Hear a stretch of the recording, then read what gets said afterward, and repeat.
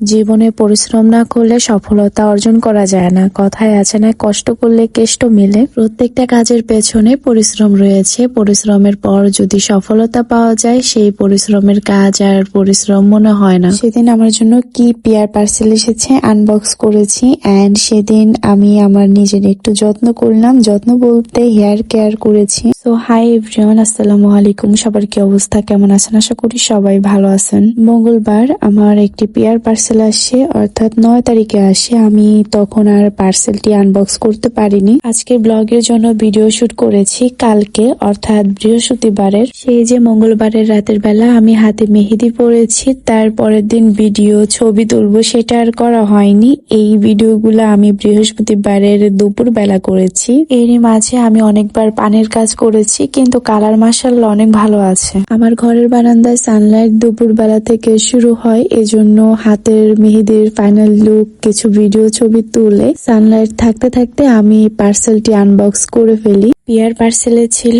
Organic hair oil and organic hair pack. আমাকে পাঠানো হয়েছে পিওর ব্লিজ বাই নুসরাত থেকে। তোমাদের সাথে আমি মোটামুটি অনেকগুলোই ব্লগ ভিডিও শেয়ার করি, তার মধ্যে চুলের যত্ন। তোমরা সবাই জানো যে আমি আমার চুলে আমার বানানো হোমমেড হেয়ার প্যাক এবং অয়েল নিজে তৈরি করে নিজেই দেই। আপু আমাকে যেহেতু organic hair oil and pack পাঠিয়েছে, এটা অর্গানিক থাকায় আমি আপুর পিয়ার পার্সেলটি অ্যাকসেপ্ট করি। আমি চেষ্টা করি আমার চুলে সপ্তাহে 2 বার হেয়ার প্যাক না লাগাতে পারলেও সপ্তাহে 1 বার হেয়ার প্যাক লাগানোর জন্য। 1 সপ্তাহ আগে আমি আমার হেয়ারে প্যাক লাগিয়েছি, অবশ্য ভিডিও আপনাদের সাথে শেয়ার করেছি। আবারও হেয়ার প্যাক লাগানোর সময় এসেছে, তাই ভাবলাম আপুর দেওয়া হেয়ার প্যাকটি আজকে চুলে লাগাই। প্যাকটি যেহেতু গুঁড়া, শুধু পানি দিয়ে গুলে চুলের স্ক্যাল্পে দেওয়া যাবে। আমি ভালো ফলাফলের জন্য আমার বাসায় কলা ছিল, 2টা কলা এবং টক দই আর হচ্ছে মুরগির আস্ত একটা ডিম। অর্গানিক প্যাকটি আমি যেভাবে গুলিয়েছি, তোমরাও চাইলে এইভাবে গুলে নিয়ে চুলে দিতে পারো। আমি চুলের গোড়া থেকে আগা পর্যন্ত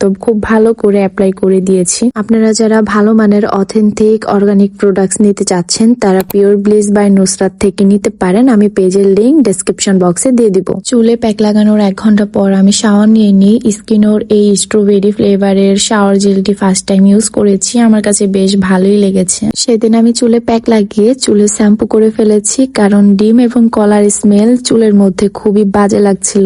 এন্ড আমার ফেস ক্লিনের ক্ষেত্রে আমি পন্স ফেস ওয়াশ ইউজ করি। ফেস ওয়াশটি আমাকে ভালো শুট করে। শাওয়ার নিয়ে এসে আমি প্রথমে চুলের পানি ঝরিয়ে নিচ্ছিলাম। আমি সব সময় এই টাওয়ালের সাহায্যে চুলের পানি ঝরাই, তাহলে চুলের এতটা প্রেসার পড়ে না। তারপর আমি খাবার খেতে বসে যাই। আমার অনেক পরিমাণের ক্ষুধা লেগে গিয়েছিল, আর যেহেতু মাছ দিয়ে খাচ্ছি, আস্তে ধীরে খাচ্ছি, কারণ কাটা যদি গলায় বিঁধে তাহলে খবর আছে। আগে তো কাটার জন্য মাছ খেতেই পারতাম না, আলহামদুলিল্লাহ এখন সব মাছ কাটা বেছে খেতে পারি। সেদিনও সকালবেলা আমার খাবার খাওয়া হয়নি। এখন যেহেতু উইন্টারে বেলা অনেক ছোট থাকে, ঘুম থেকে এমনিতেও একটু লেট করে উঠি। দিন পার হয়ে রাত চলে আসে কিভাবে, এটাই বুঝি না। লাঞ্চের পরে আমি আর তেমন কোনো ভিডিও শুট করিনি। এটা হচ্ছে রাতের বেলা। আমার স্কিন কেয়ারের তালিকায় কিন্তু তেমন কোনো কিছুই নাই, জাস্ট অল্প কিছু। এই যে যেমন ইনোসেই এই বডি লোশনটি বেশ কয়েকদিন ধরে আমি ইউজ করছি, আমার কাছে বেশ ভালো লাগছে। এই লোশনটি উইন্টার অথবা সামার যে কোনো সময় ইউজ করা যাবে। আর আমি আমার ফেসে কোনো প্রকারের ময়শ্চারাইজার ইউজ করি না।